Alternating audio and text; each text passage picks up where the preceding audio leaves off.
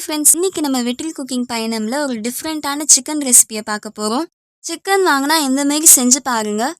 இந்த சூப்பரான ரெசிபியை தெரிஞ்சுக்க ஃபுல் வீடியோவை ஸ்கிப் பண்ணாமல் பாருங்க. அதுக்கு முன்னாடி நம்ம சேனலை சப்ஸ்கிரைப் பண்ணிக்கோங்க. அதுக்கு நம்ம 1/2 கிலோ சிக்கன் வாங்கி நல்லா வாஷ் பண்ணி வச்சுருக்கோம்.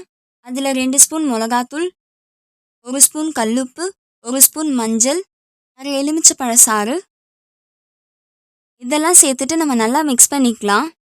மசாலா எல்லாம் சிக்கன் பீசஸ் எல்லாம் பரவலாக இருக்கிற மாதிரி மிக்ஸ் பண்ணிக்கலாம்.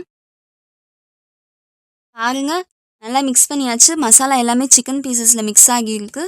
இப்போது இதை நம்ம குக்கரில் வச்சுட்டு ஒரு 4 விசில் விட்டு எடுத்துடலாம். இப்போ ஒரு கடாயில் 4 ஸ்பூன் எண்ணெய் சேர்த்துக்கலாம். எண்ணெய் சூடானோடனே 2 துண்டு பட்டை, ஒரு பிரிஞ்சி இலை, ஒரு அன்னாச்சி பூவை உடச்சி போட்டுக்கலாம். 1 ஸ்பூன் சீரகம், 1 ஸ்பூன் சோம்பு இதெல்லாம் நல்லா வறுபட்டு வந்தோடனே கட் பண்ணி வச்சுருக்க 2 மீடியம் சைஸ் வெங்காயத்தை சேர்த்துக்கலாம். வெங்காயம் சேர்த்துட்டு நம்ம நல்லா வதக்க ஆரம்பிக்கலாம். சிக்கன் செய்யும்போது வெங்காயம் நல்லா வதங்கினா தான் அதோட டேஸ்ட்டும் ஃப்ளேவரும் சூப்பராக இருக்கும். அதனால நம்ம நல்லா வதக்கிக்கலாம். பாருங்க, வெங்காயம் நல்லா வதக்கியாச்சு. இப்போ நம்ம 1 ஸ்பூன் இஞ்சி பூண்டு பேஸ்ட் சேர்த்துக்கலாம். இஞ்சி பூண்டு பேஸ்ட் சேர்த்துட்டு அதோட பச்சை வாசனை போகிற வரைக்கும் நம்ம நல்லா வதக்கிக்கலாம். இப்போ கொஞ்சோண்டு கருவேப்பிலை சேர்த்துட்டு நம்ம வதக்க ஆரம்பிக்கலாம்.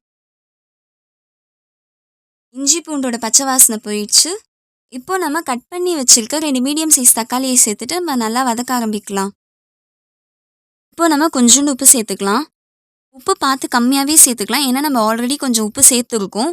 அதுக்கேற்ற மாதிரி இதில் பார்த்து கொஞ்சோண்டு சேர்த்துக்கலாம். உப்பு சேர்த்துட்டு நம்ம நல்லா மிக்ஸ் பண்ண ஆரம்பிக்கலாம். தக்காளி நல்லா சுருங்கி வர அளவுக்கு நம்ம நல்லா வதக்கிக்கலாம்.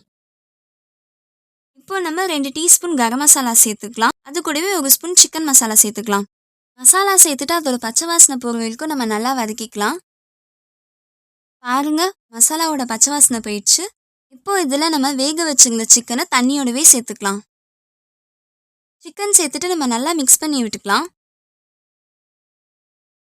இப்போ நம்ம லிட் போட்டு மூடி வச்சுட்டு ஒரு 10 நிமிஷம் கழிச்சு நம்ம திறந்து பார்க்கலாம்.